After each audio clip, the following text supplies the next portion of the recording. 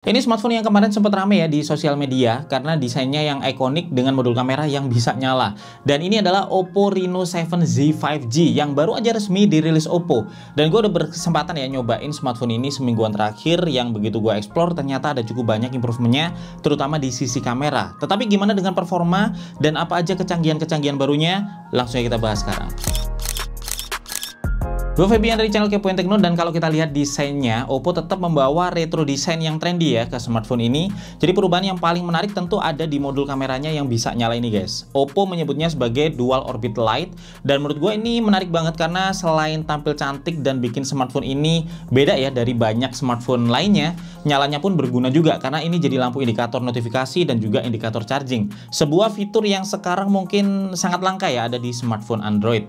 Nah, untuk cover belakang finishingnya ini matte, sidik jari nggak gampang nempel di sini guys, jadi awet bersihnya, dan dia ini juga udah tahan gores seperti di seri sebelumnya. Dan varian warna ini ada cosmic black dan ada juga yang rainbow spectrum. Untuk yang rainbow spectrum ini warnanya bisa ganti-ganti ya kalau kena cahaya, dan ini cocok ya kalau kalian suka warna cerah yang cukup rame. Dan untuk dimensi dia tetap compact dengan tebal 7,55 mm dan berat sekitar 173 gram. Di genggaman tangan sih ini masih terasa ringan meskipun kapasitas baterainya sebenarnya cukup besar. Untuk port dia udah pakai USB Type-C, kemudian lubang mic-nya ada dua ya, satu di atas, satu di bawah. Ada audio jack 3,5 mm dan ada lubang speaker. Nah, tombol power ada di sebelah kanan dan tombol volumenya di sebelah kiri. Semua tombolnya ini terasa solid ya dengan warna dan finishing yang sama persis dengan frame-nya. Kalau untuk SIM tray dia model hybrid dual SIM dan micro SD dengan dukungan ekspansi sampai di 1 TB. Dan untuk sensor sidik jari dia udah terintegrasi ya di layarnya dengan akurasi dan kecepatan scan yang sangat baik. Nah, layarnya cukup luas ya dengan layar AMOLED Full HD Plus 60Hz berukuran 6,43 inch. Yang paling menarik dari layarnya ini adalah tampilannya guys, yang udah sangat vivid ya dengan warna yang tajam yang memang merupakan ciri khas dari layar AMOLED. Nah, buat nonton video, browsing atau main game udah menyenangkan ya. Dan kalau untuk bezelnya dia udah tipis di kiri kanan atas dengan sedikit chin ada di bawah. Nah, di kiri atas ini ada punch hole yang jadi rumah buat kamera depan 16 megapiksel. Kamera depan ini punya aperture 2,4 dengan pixel binning yang secara fitur ada banyak yang menarik ya di sini.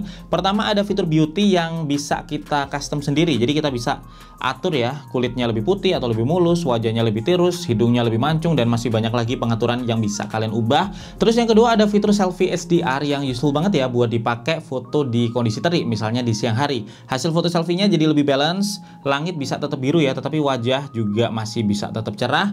Terus untuk selfie portrait kita bisa atur tingkat bokehnya, dan menurut gua hasil foto bokehnya ini sekarang improve banget ya dibandingkan dengan sebelumnya karena separasi antara objek dan backgroundnya terlihat lebih akurat. Ini bisa terlihat ya dari rambut yang separasinya pun sekarang jauh lebih detail, dan Oppo memang menyebut ada fitur baru ya, hair level cutout, yang pemisahan ini sekarang bisa sampai ke level pixel. Dan untuk selfie malam ini udah ada night mode ya dengan hasil yang bisa kalian lihat di layar. Ada fill light juga untuk nambahin lighting dari layar, dan di sini ada fitur bokeh flare portrait untuk ambil selfie bokeh dengan efek yang lebih soft, dan bokehnya ini bisa multi objek ya sekarang asalkan jarak saat foto diambil tidak terlalu jauh.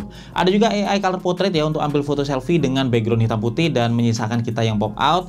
Dan kalau untuk video selfie kita bisa rekam sampai di resolusi Full HD ya, dan hasil rekamannya bisa kalian cek di layar guys. Dan kalau kita lihat di kamera belakang ini ada 3 kamera ya, kombinasi dari 64 megapiksel kamera utama dengan aperture 1,7, 2 megapiksel makro kamera dengan jarak fokus sampai 4 cm, dan 2 megapiksel depth kamera. Secara fitur ini juga hampir sama kayak di kamera depan, tetapi dengan beberapa perbedaan dan juga penambahan. Fitur HDR ada ya, jadi hasil jepretan kamera belakangnya juga kalau di siang terik ini hasilnya masih sangat bagus, langitnya tetap biru dan wajah juga tetap cerah.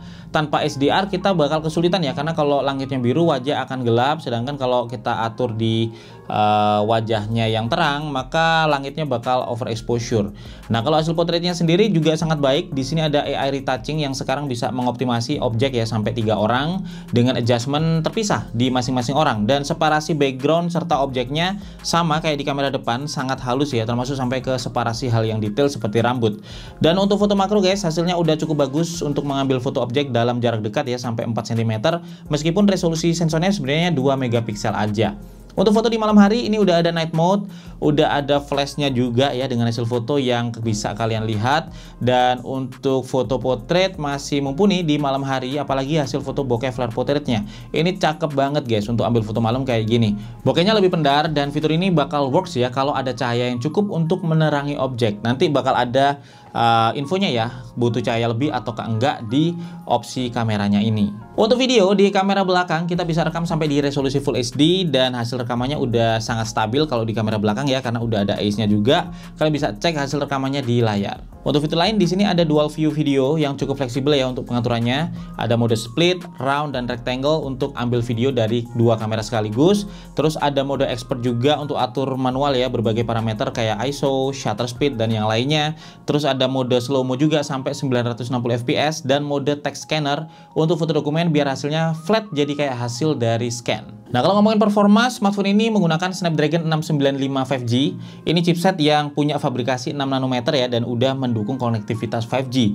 Dikombinasikan dengan 8GB RAM plus 5GB expansion RAM dan 128GB ROM, dia bisa dapat skor Antutu sampai 372.000 lebih. Di real life sih untuk penggunaan harian udah lancar banget. Buka apps, multitasking, browsing, scroll, pindah-pindah antar tab, ini semua bisa berjalan dengan sangat responsif. Buat gaming juga menyenangkan. Untuk PUBG dari pengujian kita bisa main di setting grafis HD dengan frame rate high dan di style realistik serta anti-aliasing 2 kali. Performanya mulus ya dengan tampilan grafis yang cukup bagus. Sedangkan untuk CODM ini sweet spotnya kita bisa main di setting grafis very high dengan frame rate very high dan semua efek aktif. Di setting ini tampilan grafisnya bisa optimal ya dengan gameplay yang sangat mulus. Asik banget main CODM di setting ini guys. Dan untuk Mobile Legends sangat menyenangkan juga karena di sini kita bisa main di setting rata kanan dengan grafis ultra dan refresh rate-nya high. Dan di setting ini juga experience gamingnya lancar dan juga mulus. Nah, kalau untuk sensor udah terbilang komplit ya. Jadi accelerometer ada, light sensor ada, orientation, proximity, gyroscope, sound sensor, dan magnetic sensor pun juga ada. Kalau untuk platform seperti biasa, Oppo menggunakan ColorOS dan di smartphone ini yang digunakan adalah ColorOS 12 ya yang berbasis Android 11. Tampilan ColorOS 12 ini cukup fresh dengan user experience yang simple. Swipe kanan ada Google Newsfeed ya yang berisi berita sesuai dengan interest kita. Swipe kiri ada home screen dengan deretan apps. Swipe ke bawah ini langsung search dan swipe dari atas ini langsung buka notif dan quick action.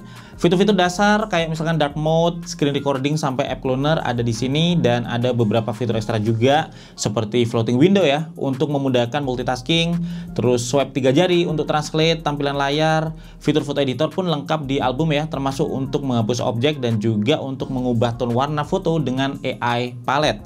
Dan ada juga beberapa fitur lain ya yang bisa kalian dapetin di sini. Nah, fitur unggulan lain yang ditambahkan di sini ada quick startup untuk mempelajari habit kita ya membuka game dan melakukan preload biar kita bisa buka game tanpa nunggu loading yang lama. Dan ngomongin game, ini ada juga game panel yang bisa kita akses ya untuk mengubah mode performa dari low power sampai game mode, dan kita juga bisa masuk ke game focus mode di sini untuk matiin distraksi saat main game. Lihat temperatur smartphone pun bisa, sampai akses WA, Discord atau Messenger juga bisa dilakukan di sini guys. Nah, yang cukup menarik, ColorOS di smartphone ini dapat sertifikasi ya yang menjamin tetap lancar dipakai selama 3 tahun pemakaian. Jadi tambah lama ada jaminan nggak tambah lemot ya waktu dipakai sehari-hari. Nah, untuk urusan daya, baterai berkapasitas 4500 mAh ditanamkan ke smartphone ini dengan dukungan 33 watt super charging. Artinya baterai yang dipakai ini udah dual cell dan dari uji coba baterai bisa penuh dalam waktu sekitar 1 jam charging. Oh ya, smartphone ini juga udah dilengkapi NFC, jadi kita bisa cek saldo ataupun top up saldo e-money lewat smartphone ini. Dan sebenarnya selain Oppo Reno 7Z 5G, Oppo juga merilis smartphone 5G lain yaitu Oppo Reno 7 5G yang punya beberapa keunggulan ya di beberapa sisi. Misalnya aja layarnya udah pakai AMOLED dengan refresh rate 90Hz, kamera depannya 32 megapiksel, kamera belakang keduanya itu 8 megapiksel wide angle, bahkan ROM-nya pun lebih besar dengan 256GB. SIM tray-nya juga udah triple slot ya dengan dual SIM plus micro SD dedicated, dan dukungan chargingnya juga lebih cepat dengan 65 watt super fast charging. Selain itu, Oppo juga merilis IoT baru ya, yaitu Oppo Watch Free yang gua pakai ini guys, dan ini udah gua pakai cukup menarik karena selain ringan dan tahan air, baterainya ini juga awet ya sampai 14 hari penggunaan. Terus dia juga punya SpO2 monitoring untuk cek kadar oksigen dalam darah, terus bisa monitoring tidur juga, dan punya lebih dari 100 latihan.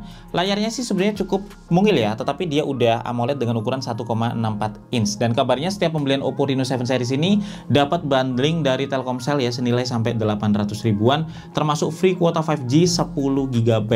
Jadi itu ya beberapa hal yang bisa gua share hari ini tentang Oppo Reno 7 series. Kalau ada pertanyaan seputar smartphone ini, kalian bisa sampaikan aja di kolom komentar. Gue Febian dari Kepoin Tekno pamit dulu guys. Sampai ketemu lagi di video Tekno menarik lainnya besok.